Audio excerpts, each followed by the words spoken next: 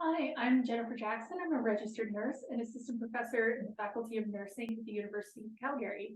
And I put lipstick on today, so I thought it'd be a good day to record a video. So today I'm going to go through how I mark assignments, specifically papers, to try and be very clear about what I'm looking for, how I evaluate papers, and some of the thought process behind it. So like all educators, I want students to do well. I want these papers to be good. I want to give you amazing marks. I want you to blow my mind with your incredible ideas. So hopefully demystifying the marking process a little bit will help you to see what it is that people are looking for and how we go about determining what grade is given. So I'm going to go through an example of a great paper and a not so great paper and just give an overview of what we see in those different spaces. A few general comments on marking. Marking is hard and it can be very hard work. The effort that you put in to writing the paper, I would say, is commensurate to the effort that we put in to mark the paper. There is a lot of detailed thought that goes into the process. So that includes looking at your references, how you've written in addition to what you've written. So the process as well as the content. Is it easy to read? Do the ideas flow in a logical order? Right down to grammar, sentence structure, bringing in literature, all of these different things. So it takes a really high degree of situational awareness to mark a paper because you have a lot of different things going on in your mind at the same time. So just to say, it is hard work, and if you're waiting to get assignments back, it's because somebody wants to do it right, and it's a lot to put in. I think in general, you do want to reflect your assignment based on what is in a rubric. At the same time, the rubric is not the only distinction. I think all of us have an internal type of bell curve, especially after you've gotten 4 or 5 assignments in, you start to see a bit of a spread. So one of the questions for me is this an A paper? Is this a B paper? Is this a C paper? Or is this paper not accepted? And then I get that sense. Based on that sense, I can then look at the rubric and say, okay, exactly where did this work excel and where did this work fall short? And how can I provide feedback that reflects that? So it's not necessarily going step by step through the rubric. There's also an element of getting an overall sense of what is the quality of this paper relative to the other assignments that have been presented.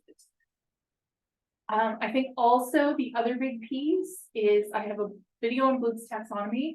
Want to see critical analysis. That is the biggest difference between an A and a B and a C. So if you want to improve your mark, the idea is to add more critical analysis, use more sources, present stronger arguments. Those are the things that will move your work up a grade level or a 10% threshold.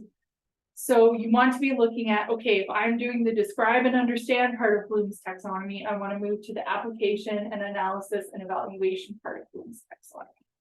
So writing in those spaces is what makes work get high marks. Also, we look for good writing. The perfect thing is when I can read from the start of the page to the bottom of the page. If I have to stop and read something twice because I didn't get the point, that flags for me right away that there's a problem with that sentence, with the writing. So either it's unclear, it's too long, it's challenging to figure out the point, maybe some language is misused. And so that's usually a point where I'll provide some feedback, like, could you clarify this? Now, I appreciate for our English additional language friends, this is really difficult. And I would say I take that into account when I'm reading is, can I understand the message that you're sharing with me? Because learning another language, especially when the script might be different, is extremely difficult. So as much as we apply a fair process across the board, There's also considerations of how does this paper compare to the other papers in the cohort, and what has this student overcome to write this paper, or what are they trying to navigate in writing this paper?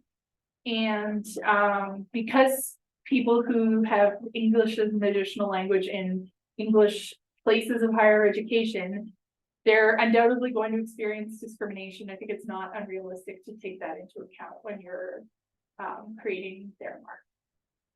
So those are all things I think about. Also, it's pretty obvious when students have put a lot of effort in, even if they didn't quite hit the mark, versus when something has been thrown together at the last minute or padded or anything else. Sometimes there's things that go around the internet that say you need 2,500 words, will change. Instead of in opposition to the previous example, as ways to like make your phrases longer. I'd say avoid that at all costs, because we can see right through that. I think it's very important to be concise, very clear, crisp with your writing. You want to make it very clear what your points are. If you need to make something longer, you need to add another idea or add another example. Don't just, Control F, find every example of where you use the word about and turn it into something that's 5 or 6 words. So think about how you can add more ideas and provide more critical analysis. Also think about how you can use sources and more application and analysis to strengthen your work. So I think those are all important points. One of the first things I do when I'm marking is I skim through the whole thing, and I'll give you an example of what that looks like.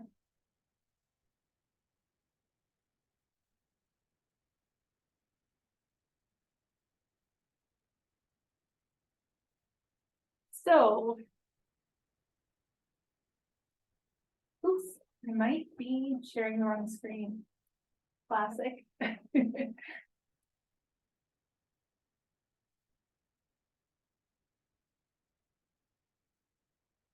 There we go. It wouldn't be 2023 without some tech issues. So when I'm looking at this paper, this assignment is landed in front of me. I've taken the student names off everything I've used today, and I've made some modifications to them. So these are similar to real assignments, but there's no identifying information here. So the first thing I do is scroll through the paper, and I can already tell that this one is in trouble, because on the front page, we have a standardized set of expectations as to what we want to see on the front page. And the student name, title of the assignment, the university, class, the instructor, the date submitted, all of these things need to be there. So I only see 3 of these things, and they haven't included enough of the information. So already I am scared, because I think if the student missed that material and they are in 3rd year, and this has been a consistent expectation across our program, then something's going on. So either they just missed this piece, or they haven't been paying attention, and either one kind of doesn't bode well. So then I scroll through, and the first thing I'm looking at here, even without reading in detail, I can see there's no indent to this paragraph, but there is an indent here, which tells me that there's inconsistency or a lack of attention to detail.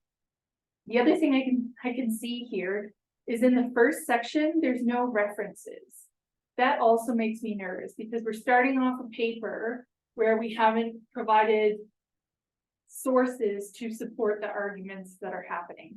So even before I've read anything in detail, I can start to get a sense of where are we going. Now here, I can also see I've got quotes and page numbers that kind of jumps out, and that makes me nervous too, because whenever you use a direct quotation, it provides a lower level of cognitive analysis than if you paraphrase. So unless you are providing a definition or a very specific quote, at least in my discipline, you want to paraphrase wherever possible, because paraphrasing is higher level skill on Bloom's taxonomy, shows more critical thinking than a direct quote. We got 2 direct quotes in the same paragraph. That's making me a little nervous. They are using headings. This is good news. Got another direct quote. Now I'm starting to see that we've got these indented sections. It looks like they're quotes. This is making me nervous because I'm not seeing a lot of writing here. This is a lot of a student directly quoting other material.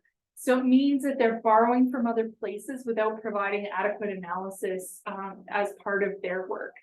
So I'm also nervous because where is this going? There's not much writing in between these quotations, which means they're not being unpacked or examined. They're just provided there.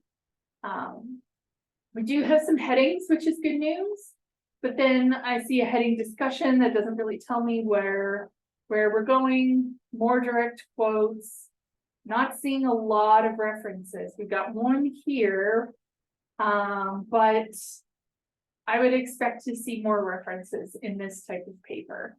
So I'm seeing that the student hasn't done a lot of reading, and that is making me nervous. We have a page with no references on it. That is a really bad sign. Okay, conclusion, we've got some issues again with the indentation. This isn't so much a problem with the indent itself. It's a sign that there wasn't any editing here, or that there was a lack of attention to detail, a lack of consistency across the paper. So this generally shows that this work was either done in a hurry, or there wasn't a huge amount of consideration for these kinds of things. And this is really low-hanging fruit, especially at a university level. I'd expect to see whatever conventions adopted, like used consistently the whole way through.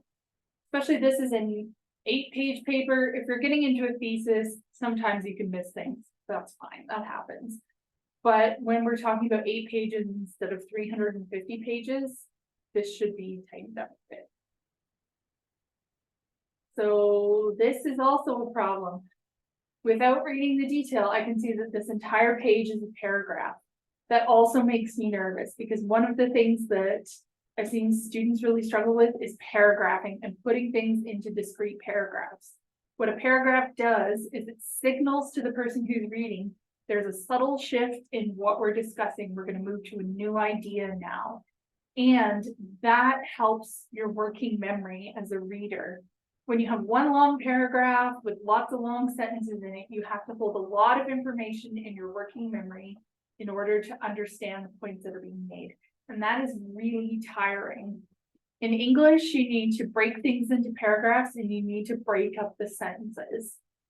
You know a sentence is the right length if you can read it in one breath. If it takes multiple breaths to read a single sentence, it's too long, at least in English. Now, every once in a while, you can throw in a long sentence, you can have some short ones. Variety is the spice of life. But generally, when I see a whole page that's a paragraph that says to me somebody hasn't been able to distinguish the different ideas and break them into their constituent parts, which is concerning. The other thing I look here, and the referencing conventions that I'm looking for are not being used. So even without looking too closely, I see we don't have italics, we don't have the correct capitalization. And then we've got a whole lot of the references that are based on courses that are in the program. That's also concerning because I want to see peer-reviewed sources. Now, it's okay to draw on material from your programs, but you want to use that very sparingly. And all of that material is based off of peer-reviewed sources. So wherever possible, go to peer-reviewed sources, whether that be books, journal articles, whatever the conventions are, use those to support your work rather than citing a professor's notes or something like that. So this is challenging. I know that now I would go back to the top and I would read the paper in detail. What I'm going to see is they haven't used a lot of evidence, which means the arguments are not very complex. So that presents a lot of black and white thinking. So nurses should do this because this, and there isn't a lot of room for nuance. So instead, what's useful is to see where ideas are discussed in a complex way and to provide some of that context. So for example, nurses are accountable for their practice. This includes the safe administration of medication. Yes, we should always give medication correctly. That's a pretty standard thing. We can agree that that should be a standard of practice. However, we know that often medication errors are influenced by system factors. So was the nurse interrupted? Is there a lot of chaos in the environment? Did they get pulled away for an emergency? Was there a mistake at the pharmacy level or a mistake at the physician level? All of these different things can come into play and can influence how a patient receives medication. So rather than present like a black and white thinking argument about nurses have to give medication correctly, these are the steps they follow. If they don't follow that, they could lose their license. Much more helpful to say, this is the expectation, but what in the environment or what different things have researchers identified that can contribute to errors? How can we learn from that? And how can we create a safer environment? So having more of that nuance is really important. So now let's take a look at a really good paper.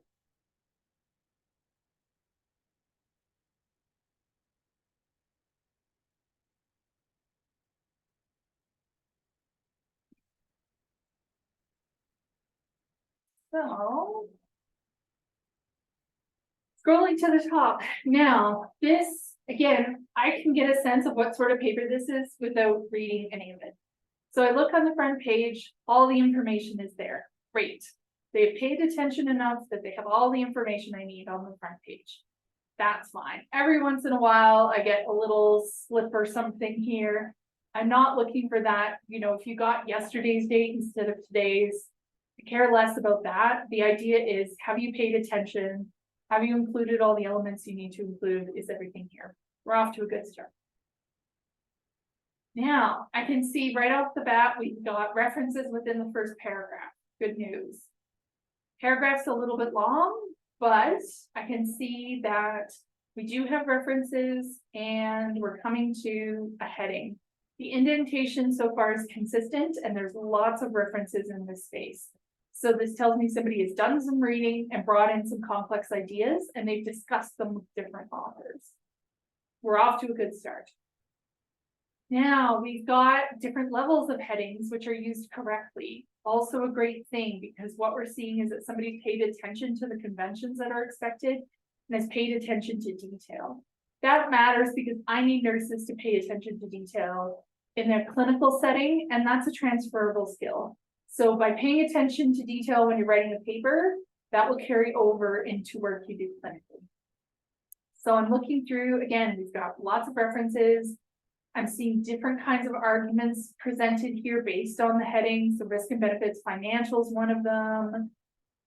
These sections are broken into different paragraphs, which is good. The paragraphs may be on the long side, but I can live with that because they're clearly demarcated.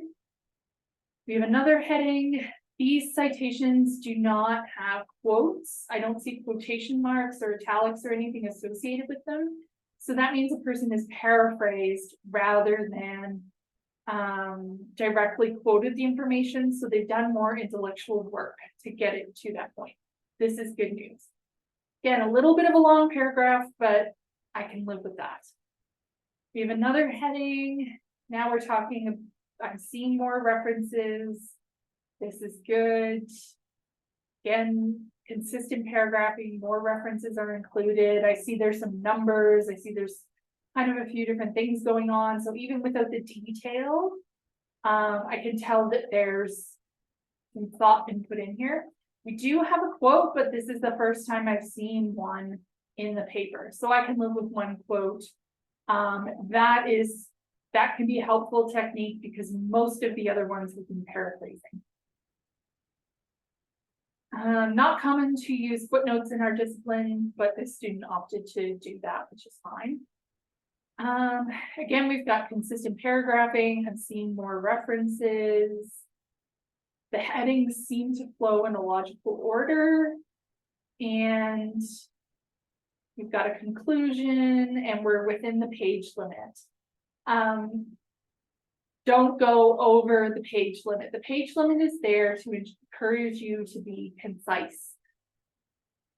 For some people, it's easier to write 5 pages than it is to write 3, or to write 10 pages than it is to write 5, because you don't have to triage your ideas as carefully. You can throw everything in the mix. However, we want you to say, okay, there's a lot of different issues that float around this topic. Which ones are a priority? Or which ones are the most relevant to the stance I'm trying to present? And that's part of the weeding out of saying, yeah, some of this stuff is kind of relevant, but it's less critical for a reader to understand. So if I get something that's way over the page limit, I can say they haven't audited their ideas enough and they've just kind of thrown everything in there. They may also have a lot of description, which is lower level Bloom's taxonomy. We want to aim for more critical analysis. And sometimes we also just get a lack of attention to detail, which is, again, challenging. It's also important to think about, I might have to mark 130 of these. If everybody goes over the page limit, it adds significantly more work. So there is a question of feasibility in all of this, and that's not an insignificant concern. So for me, if it goes over the page limit, I stop reading at the bottom and say, I stopped reading here, this is the edge of the assignment. Now within, sometimes you might have up to 8 pages. There, I would say probably 6 to 7 or 8 is acceptable. If you give me 3 pages when I've asked for 8, you haven't done enough work. So there's no hard and fast rule of how many pages you need to include, but I would say you want to be close. If you're down by half or you've way undershot the limit, you haven't provided enough information. That said, if you're supposed to give me 15 and you've got 13, don't add filler just to inflate the paper up to 15. If you've got 13 crisp, sharp pages, send that in, rather than either, if you need to get to 15, add another idea or another string of argument, or submit the 13. So you don't want to go over, but you can be a little under, but don't go way under, because it shows you haven't put that much in. So when it comes to these references, I can see that already we've got a variety of sources. I'm seeing that they've used italics. I'm seeing that the general conventions have all been applied here, which means that this person again has paid attention to detail and has made an effort to demonstrate where their sources have come from. I'm also seeing that a lot of these are journal articles. They're high quality sources. If I see a lot of dictionaries, encyclopedias, class notes, popular press websites, if those kinds of things are cited heavily, I know that you haven't put in the reading to examine lots of peer-reviewed sources. Now, in some disciplines, citing comparing how different dictionaries define the same word, that's maybe a different story. But here, I want to see that you've gone to medical journals, because that's the most updated standard in our discipline. So I'm seeing in here, like, I've got a reference that is old, but also I know that this is a seminal piece of work, so I'm okay with that. I want to see most of them. This one's pretty old too. I want to see things that are newer to me. You've gone to the edge of the science and you found out what the newest stuff is. But there's lots of references here. I've got pages of them. So if somebody's done a lot of reading, this is a really good sign. And it tells me that they've probably got convincing arguments that have a lot of different authors supporting or refuting them, which makes it really interesting to read and brings out some new ideas.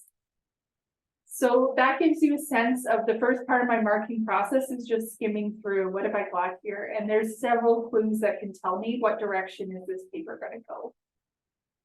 From there, when I go back and read the detail, I'm looking for critical analysis and the way that those ideas are brought in and integrated in each paragraph. Do the paragraphs make sense? Are the ideas in a logical order? And have they presented interesting points? I also want to see consistency in terms of tone and technique. If you're using first person, use first person throughout. If you're using third person, use third person throughout. Unless it's a specific kind of piece of work or you've gotten other instructions, don't jump back and forth between first and third person. Don't throw the passive voice in there if it's supposed to be the active voice. So you want to think about all of these things to craft a really nice, well edited, thoughtful piece of work.